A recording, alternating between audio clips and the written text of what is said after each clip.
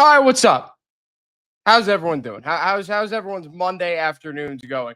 Uh, the Giants, you got a few stories floating around, and I got a few minutes to talk about them. So I'm going to discuss Shane Bowen still has a job as of 1:36 Monday, November 17th. It's unbelievable. This guy has been allowed to be employed as long as he has. Going to discuss that, and then this Abdul Carter report that came out earlier today. Kind of had a feeling that this was on the horizon as to why Abdul Carter didn't play the first snap against the Packers this last week. So we're going to discuss that.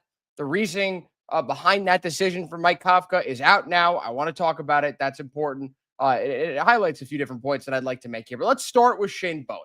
Because as of yesterday, that was the fourth game this season in which the Giants defense, I guess the Giants as a whole, were up in the fourth quarter and lost the game. So four fourth quarter blown leads.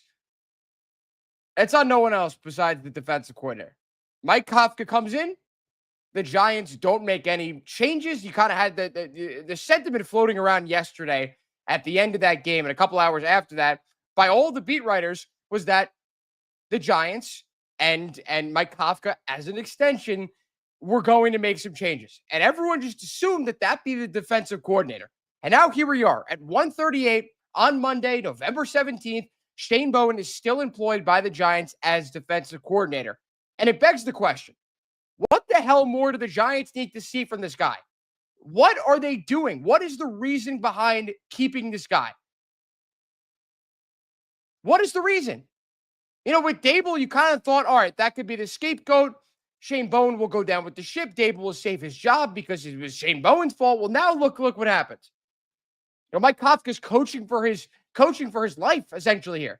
This is a golden opportunity that he's been afforded with Brian Dable's firing, but instead of cleaning house, and doing what's right for this team, which is firing Shane Bowen, he decides to keep him. And again, it makes no sense to me, and it will continue to make no sense as long as Shane Bowen is still employed by the Giants, and that is where we are today. I really thought that Bowen was going to be gone by this point. I really thought so. I felt the same way about Brian Dable. Brian Dable was gone. And this is just different, apparently. And as many issues that Brian Dable had, as many concerns that people had about Brian Dable, they pale in comparison to what people think about Shane Bowen. Because at least you had some other side of the argument. There were two sides of the coin. Yeah, 85% of the people were on one side, and the 15% were on the other, but at least some people thought that Brian Dable deserved to keep his job. And now here we are.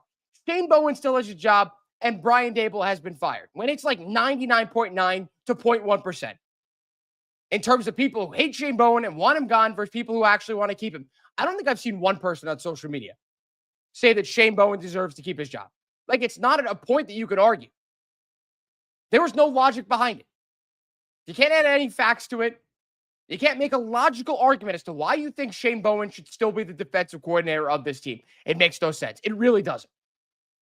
And if you think that there's some reason behind it, if you think that there's some ulterior motive from the Giants, then please let me know. Please, because I cannot fathom this decision or this lack of decision. And, if you want to point out having Shane Bowen as defensive coordinator is going to help the Giants continue to lose games because they want to tank, fine, so be it. Why did they do that 2 years ago? Why did they try to tank then? Why did they try to tank last year when they clearly needed a quarterback? Oh, wait, because no one does that. No one tanks. This isn't the NBA. Where you see the blatant tanking. This signals one thing and one thing only. I guess there's a couple of things. But the main thing is this season is lost. We don't care how we finish. Shane Bowen is going to stay because he's the worst possible option as defensive coordinator, and we want to lose, which is not the case. It isn't. I'm just trying to reason with myself here and with you guys as well. The guy's the worst defensive coordinator in the sport. I don't think that's hyperbole to say. You look at all the defensive metrics, and I saw this, I think it was by Doug Analytics or someone. I know Justin Pettick of Talking Giants posted this. But essentially, it was a graph that showed each team's defensive efficiency down the stretch of games in the fourth quarter. And as you can say, like, there's a whole plot graph and, the average, the mean going up like that. Guess where the Giants are? At the bottom left. Worse than any other team in the NFL, to no one's surprise. The guy is atrocious. No one wants to play for him. It seems like every single person has given up on him, besides Brian Burns. Dexter Lawrence had a good game. Maybe that's because he didn't like Brian Dable. But you could get the sense that these guys have given up on Shane Bowen. That's the other side of things. Not just like, okay, that part doesn't make sense, the fact that he's still in play. Like, the players aren't trying hard for him. The players don't go out there and bust their asses because they don't like the defensive coordinator. You need a leader amongst men as your defensive coordinator. You need an alpha male. You need a guy who can go out there and command the respect of the entire locker room, defense, and even offense as well. Shane Bowen is not that guy. We've seen it over and over and over again. The defense wasn't good last year. It's not good this year as well. And what was the Giants' biggest strength going into the season? What did we say in training camp and maybe early in minicamp? The Giants' defense would be near the top of the league, and their offense would be the issue. Who would have thought it would be the opposite? Who would have thought the Giants would actually strike gold with their quarterback? And the defense, which was looked to be the strong suit of this team, ends up being their Achilles heel. It's confounding. It really is. And you have this guy in Shane Bowen that's just, I don't know. We got some people saying hi, hello, hi, probably bots. What's up, bots? Yeah, I mean, I can't fathom it. I can't fathom this continued lack of decision to do the obvious, which is fire Shane Bowen. Giants will continue to lose. The Giants will continue to be a laughingstock of the defensive end as long as Shane Bowen continues to be employed by the Giants. And now going off of that, because I feel like I've done enough, and you also could check out my TikTok. I did a TikTok earlier today about my reaction to you're not about. Sorry, Jorge. My bad. Just assume with the hi. So you heard this report. I don't know if you missed it, look it up. It's pretty damning on this Giants organization that the reason why Abdul Carter was benched for that opening drive was because he fell asleep in the team facility during a practice. He fell asleep during a practice in the facility. Speaking of unfathomable, that's unfathomable. That your number 3 overall pick is falling asleep in East Rutherford in the Quest Diagnostics practice facility. And here's the most damning part of this report. Because yes, Abdul Carter is a grown adult. He's 22 years old. He should know better. Everything is a reflection of your head coach. And who was the head coach of Abdul Carter the first 10 weeks of the season? None other than Brian Dable, the guy who's unemployed. And what did we read in this article? Brian Dable refrained from disciplining Abdul Carter in the past for pulling this kind of shit. And instead of by week 11, this being figured out, this still continues to be an issue. He's clearly immature. He's clearly got an ego. I mean, the guy asked for Lawrence Taylor's number going into the season. F off. F off. You don't get that. You don't deserve that, especially after this report. The laziness is just off the charts. The ego on Abdul Carter is just insane. And we know his talent. Giants fans, we watch the games, game in and game out. He's very much more impactful on the field than his stats on the box score imply. We give you credit, Abdul Carter. You're a good football player, all right? We understand. We know. Giants fans won't give you an excuse for acting like an idiot just because you're good at football. They won't. This isn't college. There's no threat of you going and taking millions of dollars at another school with NIL. There isn't that. The Giants control Abdul Carter and his contract for the next 4 seasons. Four full seasons. They've got the 5th-year option. They're going to extend him, obviously. He's under contract in a rookie scale deal for the next 4 years. So you better suck it up and figure it out, or else your career might get derailed. So we're not going to trade you. Also, how bad of a look would it be if Abdul Carter asked for a trade during his rookie contract? You don't see that too often in sports. Can't remember the last time I've seen that at all. I think maybe this could be solved with a new defensive coordinator and new coaching staff. And yes, like the blame falls back onto Abdul Carter for being a grown adult and acting like this. But the fact that Brian Dable refused to act on this and to correct these mistakes, that's saying a lot. And it's an argument that was made a lot out there by, the various Giants fans and whatever who, maybe wanted Brian Dable to stay. And even if they did want him to leave, still defended him for some of his football decisions. My biggest gripe with Brian Dable, not denying that he was an amazing and still is an amazing football mind. He will get a job elsewhere and he'll be very impactful in whatever job he gets. But what I said is this guy is way too immature to be a head coach in the NFL. You saw it with the outburst when it came to Wink Martindale. That terrible breakup, that divorce. That didn't reflect positively on either one of those guys. You saw it on the sideline. Brian Dable losing his cool a lot. And you saw it with what happened with Russell Wilson coming into the game, Jackson Dart going into the medical tent, and Brian Dable doing something that none of us have ever seen, run into the medical tent with the quarterback that they signed for big money out on the field. Playing. While your rookie quarterback was in the medical tent, you decided to essentially eat a $100,000 fine because you couldn't wait 2 extra seconds to see if your quarterback was fine after he came out of the medical tent. That's who we're talking about here. That's who this guy is. And you may wonder, why is Abdul Carter acting up like this? And yes, again, he's a grown adult. He can fix this on his own. Some of the blame has to come back to the head coach, that this hasn't been corrected. Wellesley says, what's up? How's everything?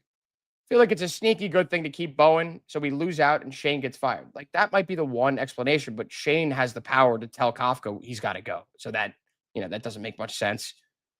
Also, we could draft Caleb Downs, who we desperately need in a second. Yeah, I mean, in my own opinion, the 3 areas the Giants need to look in the draft, the 2 areas the Giants need to look is secondary and their linebackers. Those 2 things. They need a defensive tackle. Darius Alexander has been somewhat underwhelming this season. They need, and I don't know what's going to happen with Bobby Okereke. I'd like to see Micah McFadden extended, even though he's been out with an injury. Cordell Flott is up for an extension. He needs to be brought back. He's been the unsung hero of this Giants secondary this year. He deserves to get paid. Of course, there's the uncertainty regarding the right tackle and the right guard with Illuminor's contract being up, and the Giants, I assume that they want to bring him back depending on what he wants in the open market. It's not like he's young. He's kind of near the back end of his prime. And then with the right guard, with Greg Van Roten, I just don't see the Giants bringing him back as well. Those are some areas they need to address, but I think most importantly, the secondary, the linebackers, and the third is the wide receiver. When the Giants went out and they signed Darius Slayton, re-signed him for 3 years, $36 million, I don't think any one of us could have predicted for his tenure. His tenure's been whatever, but this season after he got paid, being as bad as he's been. And of course, he was signed as the number 3 receiver. Number 3 receiver getting $12 million a year is pretty insane. And of course, the thought was Malik Neighbors going to play and be healthy the entire season. Of course, injuries happen, but if you get paid that much money, you got to step up when it matters the most. And it mattered the most when I keep saying Abdul Carter. My mind is on him right now. When Malik Neighbors went down with that injury in week 3, or was it week 4 against the Chargers? So those are some areas the Giants are going to need to focus on in the draft. They addressed their lack of depth at edge rusher. It was more just like, all right, this guy is the best available player on the board, and we're not in a position to draft based off need. I don't believe in that at all across the NFL or any other sport. We've seen so many teams make big mistakes reaching for guys because they fit the scheme or whatever, yada, yada, yada. And within 2 years, that player is not fit for the scheme. And you look back at the guy you could have drafted, and it's not a good look. With the Warriors, one example that comes to mind is the Warriors drafting James Wiseman over LaMelo Ball. LaMelo Ball has been hurt constantly, but LaMelo Ball in that offense with Steph Curry would be otherworldly. And maybe he'd be more of a winning player and would be injured less. And of course, hindsight's 2020. We don't know that, but James Wiseman is now a bench warmer in the NBA. So you don't make that move. The Giants made the move, the correct move, and they drafted Abdul Carter. And, now they figured that out. They've got the depth there. It remains to be seen what they do with Kayvon. He's under contract for one more year, whether they trade him, whether they resign him this offseason during the next coming year. That's another story for another day. That's an argument that I would like to have with Sean Morash on One Giant Step podcast, wherever your podcast, check that out. But back to Abdul Carter. And there's a couple of sides to this, and I touched on the Dable aspect of it, and Abdul Carter being a grown man and being able to figure this out on his own, him just not doing it. But also, the situation here is that he fell asleep in the practice facility, I assume, during a Shane Bowen walkthrough. Has it gotten to the point where the defense is so dejected, so deflated at this point in the season when it comes to Shane Bowen? Is that crazy to say? Am I off base here? Am I grasping at straws here? I don't think I am. And that's why it kind of ties all back into this, is guys just don't respect Shane Bowen. You could say what you want about Brian Dable and him not reprimanding Abdul Carter and this behavior that supposedly has been going on all season long. That doesn't necessarily need to be the head coach's job. It ultimately is. At the end of the day, everything comes back to the head coach. Understood. But if you had a defensive coordinator who guys respected, who had command over their entire defense, I can guarantee that's not happening. I said it earlier. When you want a defensive coordinator, the number one quality, of course, is they know defense. And they've got a good defensive scheme. They know their personnel, and they utilize them in the best way possible. But guys that are leaders amongst men. Shane Bowen is not that guy. He doesn't command the respect needed from a defensive coordinator. And you look at what Abdul Carter did. And you come back to this and is it because Shane Bowen is just such an idiot and no one respects him that this could happen? Whatever it is, it's not a good look. And it's about damn time that Kafka, punished Abdul Carter for this. You got to stop this. You gotta buck this trend. He's a young guy. He's also a grown adult. Sometimes guys with egos, it takes a couple of years for them to learn how things work. It takes them a couple of years to get out of their own way. Especially a guy like him, who people were saying was the most talented guy in the draft. And he comes to the Giants, they're not winning at all. They're 2-9. The defensive coordinator's a joke. I can't say that I wouldn't blame him. But if there was ever a situation to do this, I'd say it's pretty excusable. Even though it's very inexcusable, it's the most excusable situation out of all of them. The Giants were in a better position to win. If the defensive coordinator wasn't a joke, then we can get on him a lot more. But those intangibles are there. The defensive coordinator is a joke. The head coach, Brian Dable, was immature. Those intangibles were still at play. And Mike Kafka is trying to, to assert his will in this locker room. I mean, if he wants any chance to come back next year, obviously one is the results on the field and winning. Number two is commanding the respect of the locker room. Look what happened with the Raiders a couple years ago. Antonio Pierce takes over as interim head coach. They win a few games. The team loves him. He's a leader amongst men. Mark Davis was left with no choice but to bring him back. And he brings him back. And look what happened. Wasn't a good head coach. The reason why he was brought back is because the players and the fans left him no choice. And I think that's what Mike Kafka is trying to establish here. The only issue is people are not going to take him seriously as long as Shane Bowen is still employed. Neither him or Joe Shane. This is just inexcusable. And I hate to come on here and keep harping on this point, but the team doesn't take Shane Bowen seriously. They don't. And it doesn't take some rocket scientist to figure this out. You look at the lack of effort this entire season long, that can be drawn back to a couple of things. The main one being Shane Bowen. The guys just don't like playing for him. So when you read that story about Abdul Carter, I don't blame you if your mind couldn't help but immediately focus in on Shane Bowen. And the guy's not taking them seriously. And that is where we are right now. And that's why people consider this organization to be a joke. Because how do you continue to employ what so many people believe to be the worst coordinator in football, and Shane Bowen? And it's not just the Giants fans. It's not just the Giants media, but it's now national talking heads who are calling this out. It is astonishing how little Shane Bowen has been able to do with this defense, considering the talent on that end. That is what we will always come back to.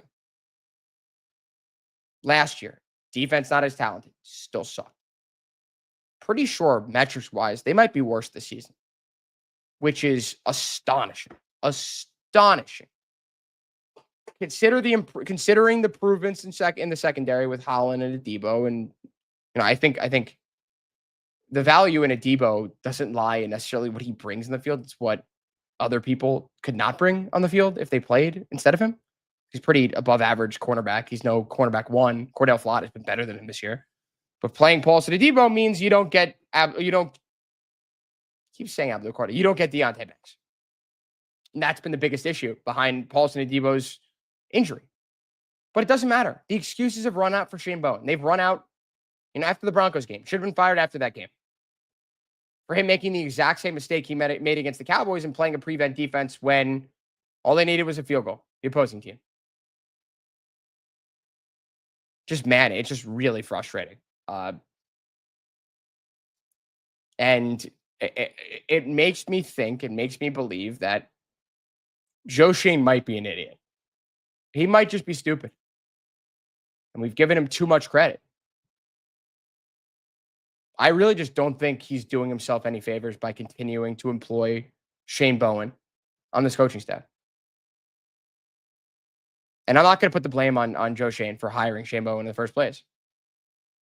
I've harped on this point a million times. If you've missed it, go back, watch or listen to any One Giant Step we've done. Sean Morash. That this guy just he's an idiot. He's an idiot for doing this. It makes no sense to me. It's, again, like as I said, it's very confounding. And Joe Schoen is he doesn't deserve to keep his job at this point if this is going to be a thing. If he's going to ride the season out with Shane Bowen as defensive coordinator. And Mike Kafka literally just took over the Giants. You can't tell me he's got full autonomy. They'll probably say he has full autonomy, but he's got to run it up the totem pole. You're telling me he can make a decision on his staff without telling Joe Schoen and getting permission from ownership? No. Absolutely not. I'll never buy that. Concerning times, the Giants. Even though they might be in a really good spot to get a top pick and to potentially trade down and get some assets, with already one of the most talented young rosters in the NFL. I don't think that's hyperbole. Like, they've got a lot of top-end talent on this team. And the right coaching staff, the right defensive coordinator, they'll be able to get this right. I think there's going to be a lot of people looking forward to next year. And there are a bunch of, the coaching candidates and the short list, it's terrible. They're all awful. Hopefully those change. It's obviously very fluid. It's November 17th. Black Monday is in for another month and a half. And as of right now, Mike Kafka is still the head coach. Interim head coach, which I kind of feel is just unfair to him that all this conversation is going on when technically he still could earn the job full time if the Giants rally around him and he looks like a competent head coach. That's enough. That's enough for today. I got everything I wanted to get out about Abdul Carter and Shane Bowen. I still don't understand how Shane Bowen is still employed. Abdul Carter's got to figure it out. The coaching staff needs to be more harsh when it comes to him being an idiot and falling asleep in the practice facility in East Rutherford. That's just unacceptable. And it's amazing that the Giants have a head coach that's willing to actually enforce what needs to be enforced when it comes to this. All right, everyone. Thanks for tuning in. And I'll talk to you all very soon. Peace out.